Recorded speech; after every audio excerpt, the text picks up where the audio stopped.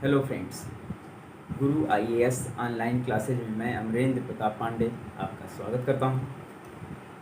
मित्रों, हमारा प्रयास और हमारा उद्देश्य दोनों इस बात पर है कि प्रशासनिक सेवा की परीक्षा में हम आपकी इतनी सहायता कर सकें जिससे आपकी तैयारी अपनी पूर्णता को प्राप्त कर सकें। मित्रों, आज हम दर्शन शास्त्र विषय पर अपना ध्यान केंद्रित करेंगे। दर्शन शास्त्र जैसा एक अवधारणात्मक विषय है, अंकदायी विषय है, इस पर हम चर्चा करेंगे। मित्रों, दर्शन शास्त्र पर चर्चा करने से पहले ये जान लेना आवश्यक है कि दर्शन क्या है, दर्शन की शाखाएं कौन कौन सी हैं, इसका उपविभाजन किस में होता है और साथ ही इसकी प्रशासनिक सेवा की परीक्षाओं में इसकी विषय वस्तु क्या है। तो सबसे पहले हम लोग इस बिंदु पर चर्चा करते हैं, दर्शन शास्त्र या दर्शन क्या है। दर्शन, जिसे अंग्रेजी भाषा में फिलॉसफी भी कहा जाता है, उस पर हम दो दृष्टियों से विचार करें। पहला भारतीय दृष्टिकोण और दूसरा पाश्चात्य दृष्टिकोण। भारतीय दृष्टिकोण जैसा यहाँ लिखा हुआ है, भारतीय दृष्टिकोण के अनुसार दर्शन दृश्य धातु से व्युत्पन्न है, जो दृश्यते अनेन इति दर्शनम में ध्वनित होता है। इसका अर्थ क्या है? इसका अर्थ है जिसके द्वारा देखा जाए।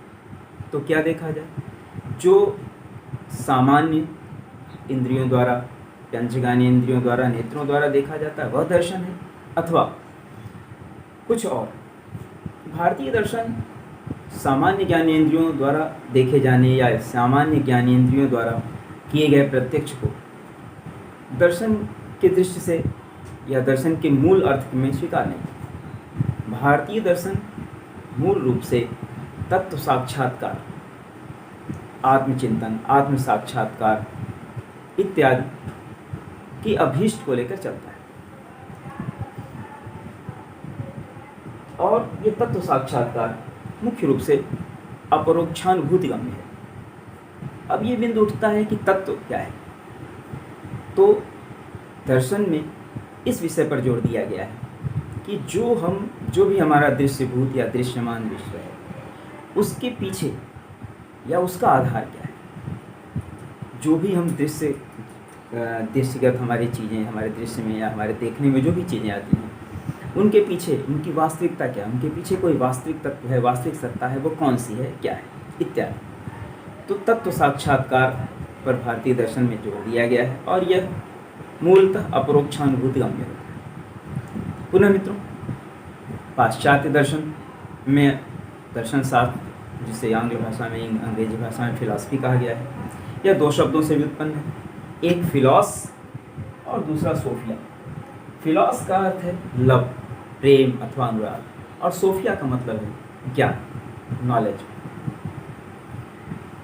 पाश्चात्य दार्शनिक ग्रीक युग से लगाकर थेल्स और जितने उस दार्शनिक रहे हैं, साथ ही आधुनिक युग तक, लगभग हेगल तक, दर्शन शास्त्र या फिलॉसफी पाश्चात्य दृष्टिकोण से ज्ञान के प्रति अनुराग, ज्ञान के प्रति मानव का सहज अनुराग फिलॉसफी के अंतर्गत रखा गया। पुनः मित्रों, दर्शन शास्त्र के वर्गीकरण या दर्शन शास्त्र की शाखाओं की चर्चा की जाए तो दर्शन शास्त्र का जो वर्गीकरण है, यह विद्वानों ने दर्शन शास्त्र को जिस रूप में विभाजित किया है, वो मुख्यतः तत्व मीमांसा, ज्ञान मीमांसा, नीति शास्त्र, मूल्य मीमांसा, तर्कशास्त्र, सौंदर्य शास्त्र इत्यादि।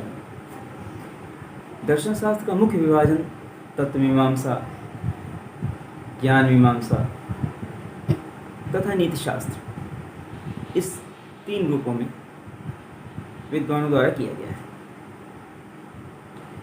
तत्व मीमांसा दर्शन शास्त्र की वह शाखा है या दर्शन शास्त्र का वह भाग है जिसमें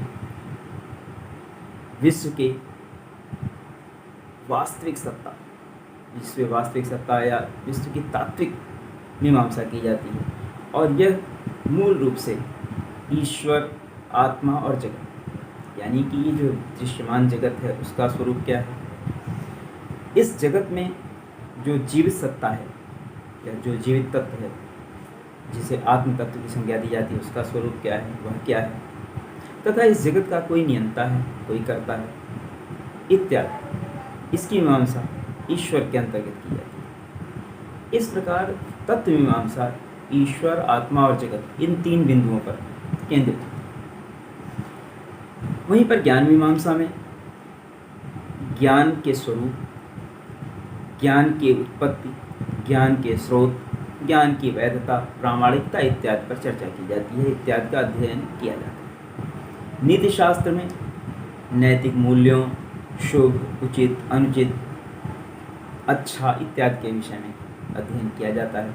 इनका मानव जीवन पर प्रभाव, मानव के कर्तव्य इत्यादि पर चर्चा की जाती है, विचार किया जाता है। वहीं पर मूल्य मीमांसा कुछ मूल्यों का मानव जीवन पर क्या प्रभाव पड़ता है, कुछ मूल्य मानव जीवन को किस प्रकार प्रभावित करते हैं।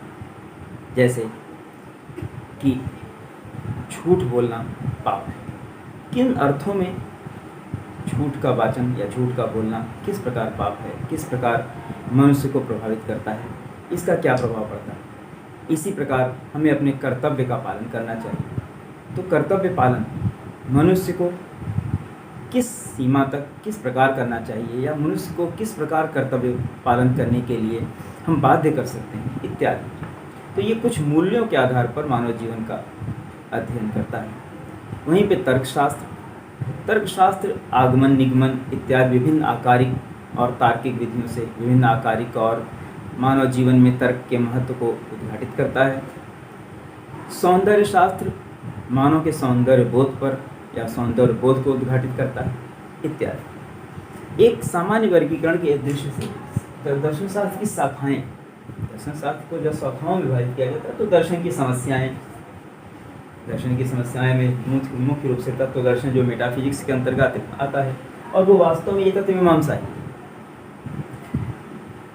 राजनीति दर्शन, राजनीतिक मूल्य, राजनीतिक आदर्श, न्याय, स्वतंत्रता, समानता इत्यादि मानव जीवन को कहाँ तक प्रभावित करते हैं, मानव जीवन इससे कितना प्रभावित होता है, इस पर चर्चा की जाती है। सामाजिक दर्शन में समाज के विभिन्न वर्गीकरण, उप वर्गीकरण का दर्शन की दृष्टि से क्या प्रभाव होता है, क्या अभिप्राय है, इसका अध्ययन सामाजिक दर्शन में करते हैं। जबकि धर्म दर्शन धर्म की उत्पत्ति, धर्म की स्रोत, वैधता इत्यादि पर अध्ययन करता है। मित्रों, पुनः दर्शन शास्त्र का परीक्षाओं में जो विषय वस्तु का वर्गीकरण है उस पर एक दृष्टि डाल ली जाए। प्रथम प्रश्न पत्र और द्वितीय प्रश्न पत्र। प्रथम प्रश्न पत्र को दर्शन का इतिहास एवं दर्शन की समस्याएं ये नाम दिया गया है। दर्शन का इतिहास और दर्शन की समस्याएं, इसको स्पष्ट कर लिया जाए तो दर्शन का इतिहास का तात्पर्य है कि चाहे भारतीय दर्शन हो या पाश्चात्य दर्शन, उस दर्शन के प्रारंभ से आज तक की उसकी प्रवृत्तियां क्या रही, प्रारंभ से आज तक उसमें जो विकास हुए हैं, जो भी उस दर्शन में जिन जिन लोगों ने योगदान दिए हैं, उनके विषय में जाना। तो ये हुआ दर्शन का इतिहास।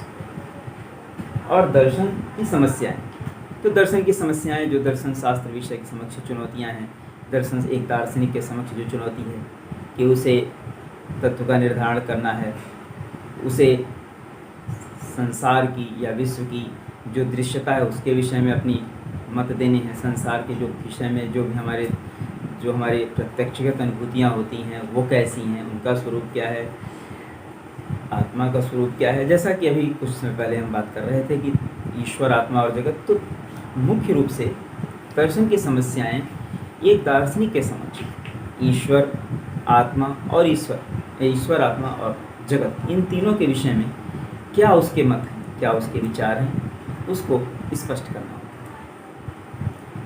है। इस प्रश्न पत्र को 2 भागों में विभाजित किया गया है, खंडकर और खंडकर। दोनों ही परीक्षाओं में, चाहे संघ लोक सेवा आयोग हो चाहे राज्य लोक सेवा आयोग की। मित्रों, प्रथम प्रश्न पत्र को 2 भागों में विभाजित किया गया है, खंडकर पाश्चात्य दर्शन, खंडकर भारतीय दर्शन। प्रथम प्रश्न पत्र में चाहे संघ लोक सेवा आयोग की परीक्षा हो या राज्य लोक सेवा आयोग की परीक्षा हो, दोनों में बराबर बराबर प्रश्न आते हैं। और इस समय 8 प्रश्न आते हैं, 4 प्रश्न पाश्चात्य दर्शन से और 4 प्रश्न भारतीय दर्शन। उसमें एक छात्र को कुल 5 प्रश्न करने होते हैं, जिसमें से किसी प्रत्येक से 2 अनिवार्य होता है और एक किसी को स्वतंत्रता पूर्वक कर सकता है। वहीं दूसरी ओर द्वितीय प्रश्न पत्र, इसको सामाजिक, राजनीतिक तथा धर्म दर्शन का नाम दिया गया है। यानी सामाजिक दर्शन और राजनीतिक दर्शन की जो प्रवृत्तियां हैं उन्हें खंडिका में स्थान दिया गया है, जबकि धर्म दर्शन की जो प्रवृत्तियां हैं या धर्म दर्शन के विषय में जो भी अध्ययन है, जो भी धर्म दार्शनिक दृष्टि, धर्म की मीमांसा, धर्म के विषय में जो भी दार्शनिक प्रवृत्तियां हैं, उनका अध्ययन या उनके विषय में जो प्रश्न आते हैं वो खंडिका से आते हैं। मित्रों, एक और बात, दर्शन शास्त्र पर हमारी ऑनलाइन क्लासेज में नोट्स की पूरी व्यवस्था रहेगी, जो कुछ समय बाद शुरू की जाएगी, जिसको हम अपने नीचे दिए गए लिंक या नंबर से आप संपर्क कर सकते हैं। इस पर हम आगे भविष्य में